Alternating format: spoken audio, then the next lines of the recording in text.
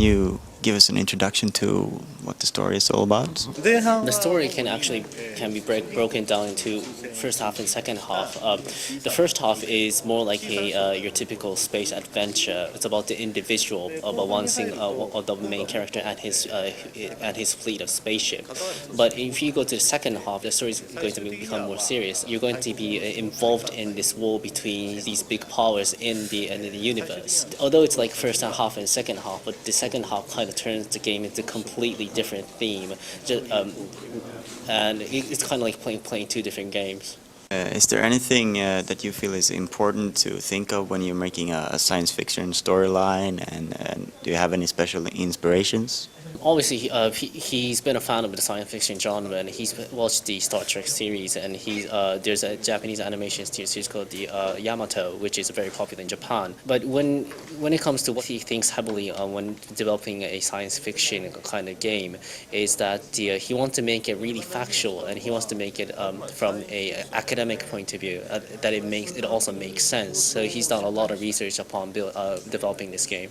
How do you feel about the Nintendo DS as a platform, and why do you feel it fits well within Infinite Space? Actually, when Kono-san pitched the product to Inaba-san at the very early stages, the platform wasn't actually decided at that point. And when Inaba-san took a look at the plan or the idea that Kono-san brought up to him, he could already, since the storyline and what he wanted to do, obviously the customization part is quite heavy in this game, and the storyline is very vast and very bold, very deep. He could automatically imagine that had this game been done for a next-gen console, it's going to take quite a lot of the development schedule. It's going to cost quite a lot of money. So he had to, as a producer, he had to kind of decide what kind of product he wants to go in. He also had to make a complete product that he can give out to he can proudly give out to the audiences. So that's when he said to Kono-san, why don't we do it on DS? It's going to have obviously limited spec, but this is probably the most realistic platform to actually fulfill your what you want to do through this game, and that is when the Nintendo DS platform was decided for this project. So Infinite Space is an example of how different the games from Platinum Games are. Is that a conscious decision to make very different kinds of games at Platinum Games? Obviously, it is very important for Platinum Games to create the original titles. It is one of the most important things as Platinum Games as a company is trying to do in this industry. But if you look at Infinite Space as just one product, it's also very different from some other Platinum games. One, it's not developed by Platinum Games. It's produced by Platinum Games, and Inaba-san knows Kono-san quite well, and he looked into Kono-san's ability to direct or design a game, and the development being done in Newmaker, which is also a very top-level developer.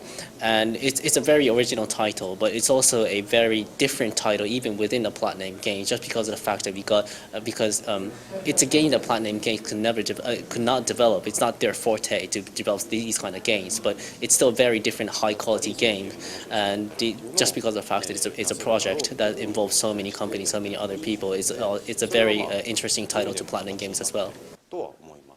Could you say something about the reaction to the game in Japan? People who likes it really likes it. People who doesn't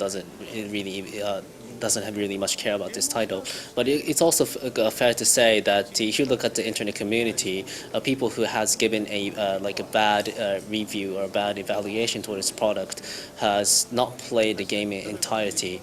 Kono-san and Inaba-san has always discussed, even prior to the release of the game, that this game, people wouldn't be able to realize how fun this game is in the first 1 or 2 hours, and the people who kind of downgraded the game are the people who only play the game for the first couple of hours. So, and that doesn't really concern Kono-san in his opinion, but what he is pleased at is that the people who have actually got into when the game becomes to be more interesting, he kind of saw that most of the people who actually played a game that far or complete a game has actually appreciated the game, and there are so many people playing the second time, third time through of the game, even though it's a very it's a game with so much volume.